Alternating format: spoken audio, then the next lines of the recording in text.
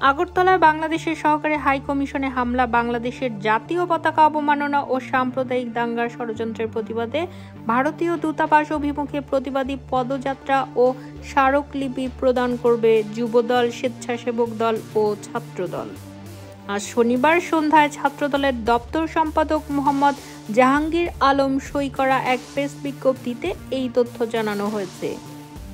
এতে বলা হয়েছে, আগরতলায় বাংলাদেশের সহকারী হাই কমিশনে হামলা, বাংলাদেশের জাতীয় পতাকা অবমাননা ও সাম্প্রদায়িক দাঙ্গা পাঠানোর ষড়যন্ত্রের প্রতিবাদে আগামীকাল রবিবার সকাল 10টায় নয়াপল্টনস্থ বিএনপির কেন্দ্রীয় কার্যালয়ের সামনে থেকে ভারতীয় দূতাবাস অভিমুখে প্রতিবাদী পদযাত্রা ও স্মারকলিপি প্রদান কর্মসূচি শুরু হবে।